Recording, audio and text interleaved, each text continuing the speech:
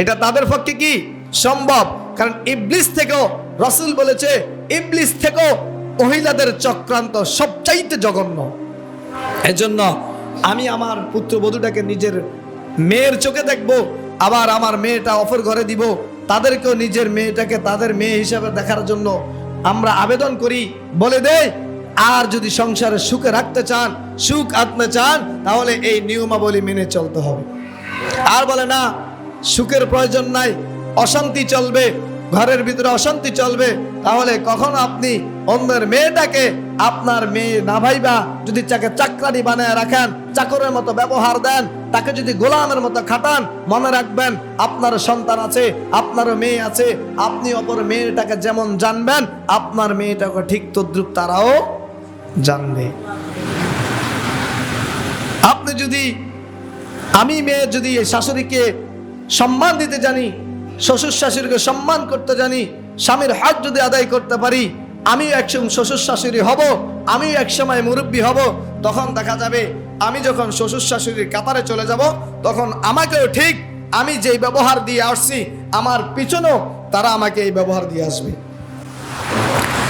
আলহামদুলিল্লাহ, আল্লাহ পাকের দরবারে লাখ কোটি শুকর যে মহান আল্লাহ তাআলা আজকে পবিত্র জুমার দিনে, গরিবের হজের দিনে, যে রব্বে করিম আমাকে আপনাকে সুস্থতা দান করে আল্লাহ তাআলার পছন্দের ঘরে বেহেশতের একটা বাগানের ভিতরে আল্লাহ তাআলার কুদরতি কদমে সিজদার উদ্দেশ্যে আসিয়া বসার তৌফিক দান করেছেন।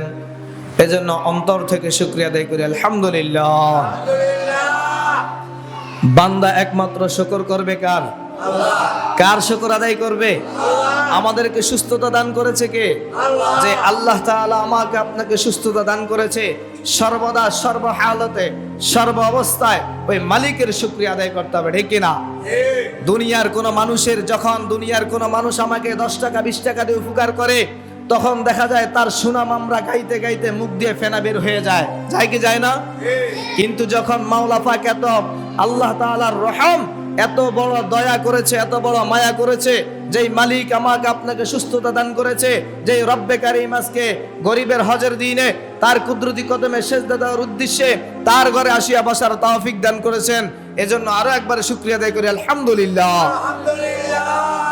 বান্দা যত শুকর আদায় করবে, কখনো বান্দার নিয়ামত কমবে কথাকার? আল্লাহ। বান্দা যত বেশি শুকর আদায় করবে, ওই বান্দার নিয়ামত বাড়িয়ে দিবে। ওয়াদা করেছে কি? আল্লাহ। ওই আল্লাহ ওয়াদা কখনো ওয়াদা বরখেলাপ করবে? দুনিয়ার মানুষ যখন ওয়াদা করে তখন তিনি বরখেলাপ করে। দুনিয়ার মানুষের ওয়াদা কোনো গ্যারান্টি দেওয়া যায় না। মালিক স্বয়ং ওয়াদা করেছে, লা ইন শাকারতুম লা আযীদান্নাকুম ওয়া লা ইন কাফারতুম ইন্না আযাবি লাশাদীদ।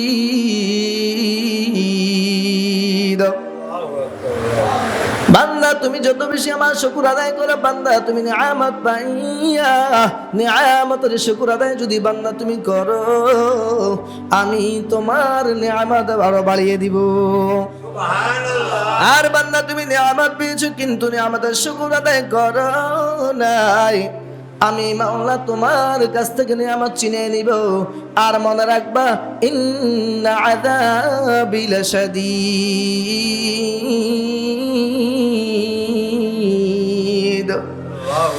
আমি তোমাকে কঠিন আযাবের ভিতরে গ্রেফতার করব। এই জন্য সর্বহালতে শুকর আদায় হবে কার? আল্লাহ। সর্ব অবস্থায়, যেই কোনো অবস্থায় থাকে না করে বান্দা, যেই কোনো পরিস্থিতি থাকে না করে বান্দা, হে নবীর উম্মত, যেই কোনো পরিস্থিতি থাকে না কেন, একমাত্র আমার মালিকের শুকর আদায় করতে হবে। কথা বলেন ঠিক কিনা? এজন্য আল্লাহ তাআলা তার কোরআনের ভিতরে বলেন, ইয়া আইয়ুহাল্লাযীনা আমানু কু আনফুসাকুম ওয়া আহলিকুম নারা وقودها الناس والحجارة عليها ملائكة غلاظ شداد لا يعصون الله ما أمرهم ويفعلون ما يؤمرون।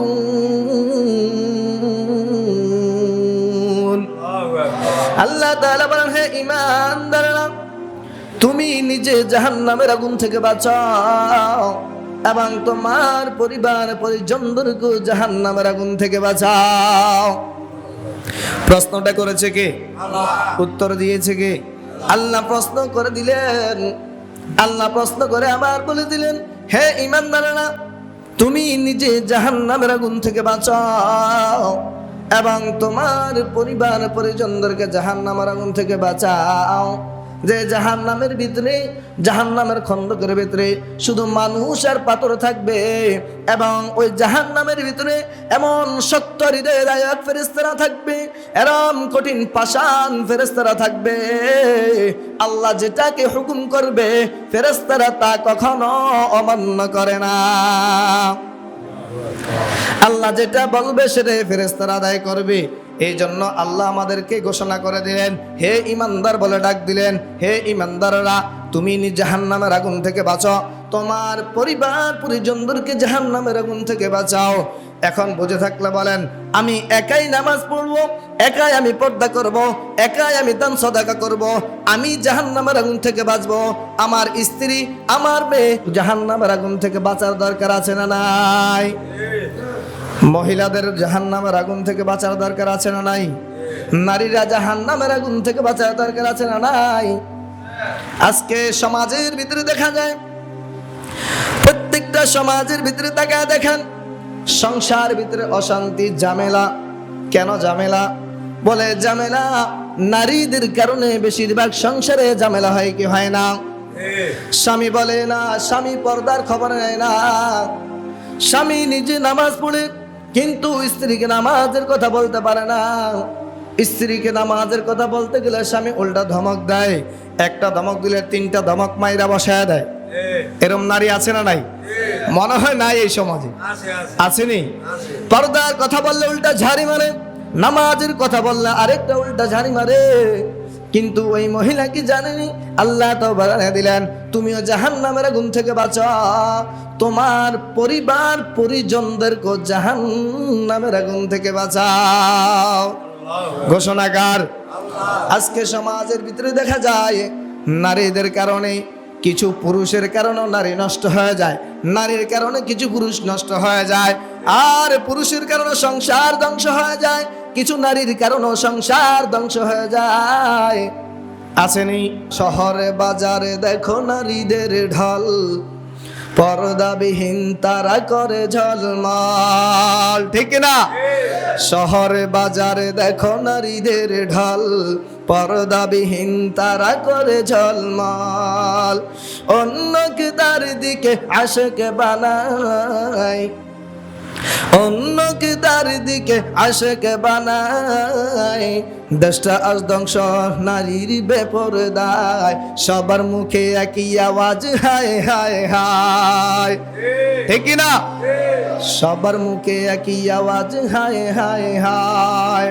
ইবলিস আজম বাংলাদেশে আগমন করেছে নারীর বেশে, দলে দলে নিয়ে নারী মেলা মিলায়, ঠিক না?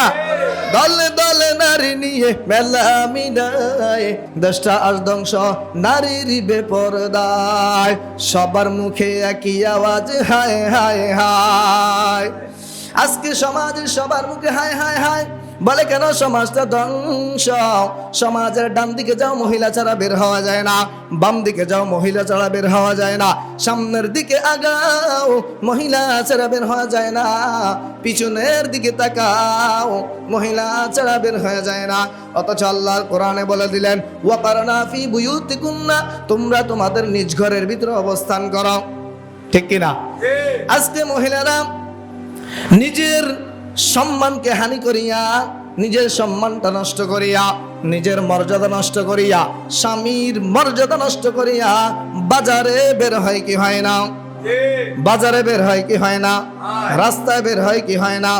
আজকে আপনি দেখান, যখনই নামাজ পড়তে আসবেন পুরুষ থেকেও মহিলা বেশি রাস্তায় দেখা যায়। ফজরের সময় যে জায়গায় পুরুষ ফজরের নামাজ পড়িয়া মসজিদ থেকে বাড়ির দিকে যাবে, দেখা যায় মহিলার কারণে মসজিদে আসা যায় না। পুরুষ নিজের লুঙ্গি গলায় নিয়ে ঘুমায়, আর মহিলা রাস্তায় বের হয়ে হাঁটে কি হাঁটে না? হাঁটে কি হাঁটে না? আজকে যুবক, তুমি তোমার দিকে তাকিয়ে দেখো, তুমি তোমাকে কিভাবে ধ্বংসের পথের দিকে নিয়ে যাও। জাহান্নামের ভিতরে এমন এক সময় আসবে, কালকে আমাদের দিন, নিজের আঙ্গুলগুলো দুনিয়ার মানুষ যেরকম আগ, যেটাকে গান্ডারি বলা হয় অথবা কুশাল বলা হয়, ওটাকে যেভাবে চিবায়া চিবায়া খায়, কিছু মানুষ থাকবে তার আঙ্গুলগুলো চিবায়া চিবায়া খাবে। খারাপ বন্ধুর কারণে, খারাপ নারীর আড্ডার কারণে। এই নারীর চক্রান্ত বড় খারাপ। এই নারী যদি চায় নিজের সন্তানটাকে পর্দার ভিতরে ঢুকাইতে পারবে, নিজের স্বামীটাকে ভালো দাওয়াত দিয়ে, ইসলামের দাওয়াত দিয়ে স্বামীটাকে ইসলামের ভিতরে আনতে পারে, পারে কি পারে না? ওই মহিলা যদি চিন্তা করে আমার মর্যাদা আল্লাহ তাআলা দিয়েছে, দুনিয়ার ভিতরে সবচাইতে মহিলার মর্যাদা সবচেয়ে বেশি, কিন্তু মহিলা তার নিজের কৃতকর্মের কারণে নিজের মর্যাদাটাকে নিজেই ধ্বংস করে নেয়।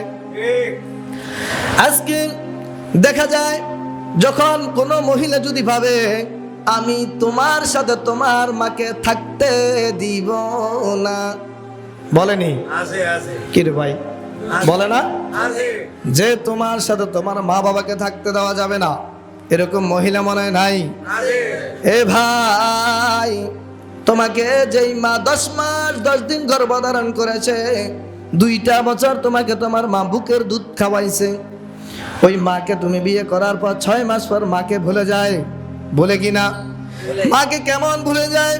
যে স্ত্রী যেইভাবে বলে ওইভাবে চলে, সে তার স্ত্রীর গোলাম হয়ে যায়, আর মার কষ্টগুলো সে ইতিপূর্বেই ভুলে যায়। স্ত্রীর মায়ায় পড়ে, স্ত্রীর ভালোবাসার টানে পড়িয়া মার ভালোবাসা তিনি ভুলে যায়।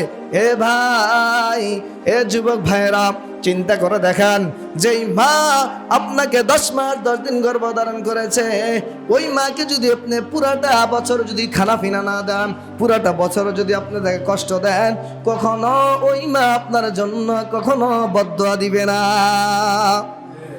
ঠিক কিনা? আল্লাহর হাবিব বলেছেন 3 ব্যক্তি কখনো জান্নাত পাবে না, 3 ব্যক্তির জন্য জান্নাত হারাম। 1 নম্বর মুদমিনুল খামার, যে নেশাগ্রস্ত। 2 নম্বর ওয়াল আকওয়ালিদাইন, পিতামাতার অবাধ্য সন্তান। ভাই, 3টা গুণের ভিতরে আমি আপনি আছি কিনা দেখেন। পিতামাতার অবাধ্য সন্তান, যারা পিতামাতার কথা শোনে না, এরকম বহু নাফরমান আছে না নাই? এরকম বহু যুবক আছে না নাই? অনেক বৃদ্ধ বাবাজিরাও আছে, মা বাবার কথা শোনে না। কেউ আসেনি?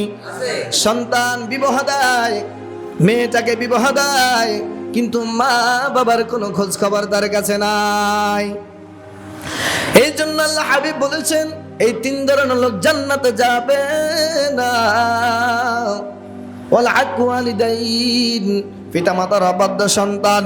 3 নম্বরে যারা আদায়ুস, যাদের অধীনস্থে ছেলে সন্তান, পুত্রবধূ, মেয়ে অথবা তার স্ত্রী, এই অধীনস্থে যত মানুষ থাকবে, তারা যদি গুনার হালতে চলে, এই অধীনস্থ গার্ডিয়ান তিনি গুনাহ থেকে বিরত করার জন্য কখনো ডাক দিল না, কখনো দিনই দাওয়াত পৌঁছায় নাই, আল্লাহর হুকুম মতো জাহান্নামের আগুন থেকে বাঁচার কোনো রাস্তা তাদেরকে দেখায় নাই, তারাও জান্নাতে যেতে পারবে না। দায়ুস কখনো জান্নাতে যাবে না। আল্লাহ তাআলা জান্নাত বানাইছেন কাদের জন্য? জান্নাত কাদের জন্য বানাইছেন? আমার আপনার জন্য আল্লাহ জান্নাত বানাইছেন। কিন্তু আল্লাহ তাআলা এই জাতিকে উত্তম জাতি হিসেবে বানাইলেন, ইনসানকে সর্বোত্তম শ্রেষ্ঠতা দান করে ইনসান বানাইলেন। সর্বশ্রেষ্ঠ নবী আমাদেরকে দান করেছেন, সর্বশ্রেষ্ঠ কিতাব দান করেছেন। আল্লাহ তাআলা এই জান্নাতও আমার আপনার জন্য বানাইছেন, ঠিক কি না? কিন্তু এত কষ্ট করিয়া দুনিয়া থেকে মানুষ শুধু কষ্ট করে ভবিষ্যতে ভালো খাওয়ার জন্য। যিনি একেবারে বৃদ্ধ হয়ে যায়, তিনিও একটু আরো 2 বছর 10 বছর বাড়তি বাঁচতে চায় কি চায় না? ছেলে সন্তানের কামাই খাইতে চাই কি চায় না? ভালো খাওয়ার জন্য চাই কি চায় না? সবাই দুনিয়াতে ভালো খাওয়ার জন্য চেষ্টা করে, ভালো খাওয়ার পথ বাছাই করে নেয়। কিভাবে চললে ভালো খেতে পারবো, কিভাবে কামাই রোজগার করলে ভালো খাইতে পারবো, কিভাবে আমি আমার টাকা জমা করে রাখলে ভালো খাইতে পারবো।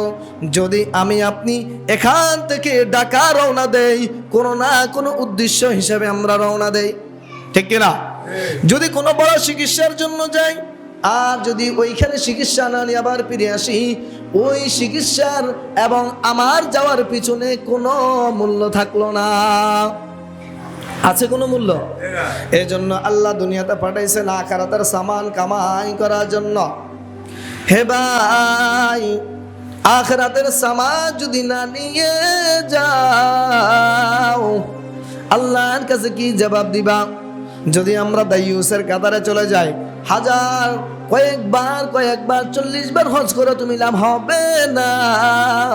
বড় মুফতি সাহেব হলে কোনো লাভ হবে না, বড় ইমাম সাহেব হলে কোনো লাভ হবে না, বড় খতিব সাহেব হলে কোনো লাভ হবে না, বড় চেয়ারম্যান, এমপি, মন্ত্রী, মিনিস্টার, প্রধানমন্ত্রী হলো কোনো লাভ আসবে না। যদি তুমি দায়ুসের কাতারে চলে যাও, আমি যদি দায়ুসের কাতারে চলে যাই, আমার মেয়েটার খবর আমার কাছে নাই, আমার যুবক সন্তানের খবর আমার কাছে নাই। সন্তান মালিকের গোলামি না কইরা প্রেমিকার পিছনে সময় দেয়, সন্তান মালিকের গোলামি না কইরা ফেসবুকের গোলামের পিছনে সময় দেয়, ফেসবুকে সময় দেয়, ইউটিউবে সময় দেয়, নারীর পিছনে সময় দেয়, পরকীয়াতে সময় দেয়, পুত্রবধূটা পরকীয়ার ভিতরে সময় দেয়। হে যুবক, একটু চিন্তা করে দেখছো কিনা, মালিক তো তোমাকে 24টা ঘন্টা দান করেছে। কয় ঘন্টা? আল্লাহ তো বলে নাই, হে বান্দা 24টা ঘন্টা তুমি আমাকে দাও। মালিক তো 24 ঘন্টা চায় নাই। দুনিয়ার মালিকের যখন কর্মচারী করে, দুনিয়ার কোন মালিকের মাটি কাটতে যখন যায়, 10 ঘন্টা হোক আর 8 ঘন্টা হোক, পুরাপুরি সময় তার ডিউটি করা লাগে কি লাগে না? তাছাড়া তো বেতন খাড়াবে না। ধান কাটতে গিয়েছেন সকাল থেকে জোহর পর্যন্ত, 8টা থেকে 1টা পর্যন্ত, আপনি যদি 11টা বাজে চলে আসেন, আপনার হাজিরা দাঁড়াবে? দাঁড়াবে? কখনো দাঁড়াবে না। কিন্তু দুনিয়ার মুনিবরা আপনার সম্পূর্ণ কর্ম হিসাব করে নিয়ে আপনার কর্মের ফল আপনাকে দান করবে। কিন্তু আল্লাহ বলে, আরে গোলাম, 24টা ঘন্টার ভিতরে তুমি আমাকে 1 থেকে 1.5 ঘন্টা সময় দান করো। 1 থেকে 1.5 ঘন্টা সময় যদি মালিকের পিছনে দান করতে পারো, আল্লাহ তাআলা এই 1.5 ঘন্টার বিনিময় আমাকে আপনাকে জান্নাত দিতে পারে কি পারে না? আল্লাহ বলেন, ফামান ইয়ামাল মিসকালা যাররাতিন খায়রান ইয়ারা। আরে নবীর উম্মতের দল, দুনিয়াতে 1 জাররা পরিমাণও যদি ভালো কাজ করে থাকো, একটু সরিষার দানা পরিমাণ যদি নেক আমল করে থাকো, সেই দিন এই নেক আমল দেখা যাবে কি যাবে না? আল্লাহ তাআলা এই নেক আমল দেখানোর জন্য সিসি ক্যামেরা রেডি করে দিয়েছেন। কিরামান কাতিবিনা ইয়ালামুনা মা তাফআলুন। আল্লাহ 2জন ফেরেশতা দিয়েছে কি দেয় নাই? দুনিয়ার ভিডিও যদি রেকর্ড হয় সেটা দেখা যায়, 20 বছর পরে রেকর্ড দেখলে দেখা যায় কোনো ব্যামিল হবে না, এলোমেলো হবে না। এই মানুষের মেধা দিয়া এই ক্যামেরা বানাইয়া যদি ক্যামেরা ডুপ্লি করা না করা যায়, ওই মালিক এমন ক্যামেরা লাগাই দিছে রে গোলাম, যেদিন থেকে তুমি বালেগ হয়েছ, বালেগ হওয়ার পর থেকে মৃত্যু পর্যন্ত যেখানেই কাজ করেছি কিনা, যেই কোনো কাজ করি না কিনা, সকল কিছু রেকর্ড হয় কি হয় না? সকল কিছু রেকর্ড হয় কি হয় না? ইয়াউমা ইদিন তুআদ তুহাদ্দিসু আখবারাহা, সেদিন জমিন দাঁড়া যাবে, আল্লাহর কাছে সাক্ষী দিবে, হে আল্লাহ, আপনার এই যুবক বান্দা আমার উপরে দাঁড়ায়া জিনার কাজ করেছে, জুয়া খেলেছে, অপর মেয়েকে নিয়ে কথা বলেছে, পরকিয়া করেছে। এই নারী আমার উপরে দাঁড়ায় দাঁড়ায় জিনা করেছে, পরকিয়া করেছে, পরকিয়াতে লিপ্ত ছিল, গীবত শাকাতে লিপ্ত ছিল। এই জমিন সেদিন আল্লাহর কাছে সকল কিছু বলে দিবে। আমার ক্যামেরা তো রেকর্ড আছে, আল্লাহ তাআলা দেখাবে, হে বান্দা দেখে নাও, হে বান্দা তুমি তোমার কৃতকর্মের ফল দেখে নাও। যতই লাফালাফি করো, যতই বাঁচার জন্য চেষ্টা করবে, বান্দা বাঁচতে পারবে না। বান্দা শুধুই বলবে, আল্লাহ আমাকে আবার দুনিয়াতে যাওয়ার সুযোগ দেন, আমি নেক আমল করে আসব, পর্দা করে আসব, স্বামীর হক আদায় করে আসব, সংসারের হক আদায় করে আসব। আল্লাহ বলবে, না না না, এরে গোলাম, তোকে 30 বছর হায়াত দেওয়া হয়েছে, 50 বছর হায়াত দেওয়া হয়েছে, 60 বছর হায়াত দেওয়া হয়েছে। যেই হায়াত পাইলে তুমি জান্নাতে আসতে পারবা, ওই হায়াত দিয়েই তোমাকে দুনিয়াতে দেওয়া হয়েছে। এজন্য দ্বিতীয়বার আসার কোনো কি নাই, সুযোগ নাই। দুনিয়াতে এক জায়গায় বেড়াতে গেলে আসার সুযোগ আছে, আছে কি না? এখান থেকে বিদেশ গেলে সবার একটা চিন্তা ভাবনা থাকে, 10 বছর পর হোক, 15 বছর পর হোক, 20 বছর পর হোক, আমি একদিন না একদিন আমার দেশে ফিরে যাবই যাব। এজন্য আমরা তো আরেকটা জগৎ থেকে এসেছি, এটাও চিন্তা রাখা দরকার, এটাও চিন্তা রাখা উচিত যে আমরাও একদিন আমার গন্তব্য সঠিক স্থানে একদিন না একদিন যেতেই হবে। কি হবে না? বাঁচার কোনো উপায় আছে? কোনো উপায় নাই, বাঁচার কোনো উপায় নাই। নিঃশ্বাসের কোনো গ্যারান্টি নাই, কেউ নিঃশ্বাসের কোনো গ্যারান্টি দিতে পারবে না। আর যদি না আমি আল্লাহর হুকুম মানতে পারবো না, রাসূলের সুন্নাত তরিকা মানতে পারবো না। আল্লাহর হাবিব বলে দিলেন, ওয়াকালা রাসূলুল্লাহ সাল্লাল্লাহু আলাইহি ওয়াসাল্লাম, ইযা লাম তাস্তাহি ফাসনা মা শি'তা। তুমি আল্লাহর হুকুম মানতে পারবে না, নবীর সুন্নাত তরিকা অনুযায়ী চলতে পারবে না, তাহলে তোমার যাহা ইচ্ছা তুমি তাহাই করিতে পারো, তোমাকে কেউ বাধা দিবে না। কেউ বাধা দিবে? যেটা মন চায় সেটাই করো। আল্লাহ যদি ভয় অন্তরে না থাকে, নবীর মোহাব্বত যদি অন্তরে না থাকে, আল্লাহর ভালোবাসা যদি অন্তরে না থাকে, জান্নাতের আশা যদি তোমার অন্তরে না থাকে, জাহান্নামের ভয় যদি অন্তরে না থাকে, যাহা ইচ্ছা বান্দা তুমি তাহাই করিতে পারো, তাহাই করিতে পারো। যদি তোমার চোখে শরম না থাকে, লজ্জা হায়া যদি না থাকে, যেটা মন চায় তুমি সেটাই করতে পারো। তোমার মন চায় স্বামীকে অবাধ্য করে তুমি বাজারে চলে যাবা, উলঙ্গ হয়ে চলে যাও, স্বামীকে মানার দরকার নাই। তুমি যদি সেই দিন জাহান্নামের আযাব সহ্য করতে পারো, স্বামীর অবর্তমানে তুমি ঘর থেকে বের হয়েছ, স্বামীর বিনা অনুমতি তুমি ঘর থেকে বের হয়েছ, সংসারে অশান্তি লাগার কারণে তুমি নারী দোষ, এই দোষ নিয়ে যদি তুমি দুনিয়াতে বাঁচতে পারবা, কয়েকদিন সুখে শান্তিতে কাটাইতে পারবা, কিন্তু আসল ঠিকানায় কখনো সুখে তুমি থাকতে পারবা না। এজন্য আসল ঠিকানার সুখ কারা কারা চাই? দুইটা আল্লাহকে হাত তুলে দেখান। আসল ঠিকানার জান্নাতের সুখ কারা কারা চাই? আল্লাহ তাআলা কবুল করুক, আমাদের সকলকে জান্নাতের সুখে হওয়ার তৌফিক দান করুক। আল্লাহ তাআলা আমাদের ছেলে সন্তান, ছেলে মেয়েদেরকে জাহান্নামের আযাব থেকে বেঁচে থাকার তৌফিক দান করুক, গুনাহ থেকে বেঁচে থাকার তৌফিক দান করুক। এজন্য সন্তানদেরকে জানানোর হক আপনার। যদি আমি সন্তানদেরকে দ্বীনের রাস্তায় না আসি, জাহান্নামের আগুন থেকে যদি না বাঁচাই, তাহলে হয়ে যাবে আমি দাইয়ুস। তাহলে কি হয়ে যাবে? আর যদি কোনো বান্দা দাইয়ুসের কাতারে চলে যায়, সে আর জান্নাতে হতে পারবে না। তার জন্য জান্নাত হারাম, জাহান্নাম ওয়াজিব হয়ে যাবে। আল্লাহর হাবিবের কথা, এই 3টা গুণ কার কার ভিতরে আছে দেখবেন। যে নেশাগ্রস্ত করে, নেশার ভিতরে আসক্ত আছে। দ্বিতীয়, যে পিতামাতার অবাধ্য সন্তান। 3, আদ-দাইয়ুস। যারা সংসার, ছেলে সন্তান, অধীনস্থদের খোঁজ খবর নেয় না, অধীনস্থদের খোঁজ খবর নিতে পারে না, তাদেরকে আমরা ওই লিস্টের ভিতরে আছি কিনা একটু চিন্তা ভাবনা করবেন, যে আমি ওই কাতার আছি কিনা। আমার মেয়েটা কিভাবে চলে, আমরা চাই আমার মেয়েটাকে অপর ঘরে যদি যখন বিবাহ দেয়, ওরা আমার মেয়েটাকে তার মেয়ের মতো জানুক। চাই কে চায় না? কিন্তু আপনি যখন অপর একটা পুত্রবধূকে ঘরে আনবেন, তখন আপনি ভাববেন এটা তো আমার কর্মচারী, গোলাম। এটাই নি, যদি আপনি তা ভাবেন, আমার মেয়েটাকে সে মেয়ে ভাববে আর আমি তাকে গোলাম ভাববো, তাহলে এটা ভুল। আপনি তাকে মেয়ে হিসাবে অফরকে দিচ্ছেন, আরেকটা মেয়েকে আপনি ঘরে তুলছেন, এটাও আপনি আপনার মেয়ের চোখে দেখতে হবে, তাহলেই সংসারে আপনার সুখ আসবে। আর যে মেয়েটাকে আনবেন, ওই মেয়েটা চায় তার নিজের ভাইয়ের বউ তার মাকে যেন কষ্ট না দেয়। বলে কি বলে না?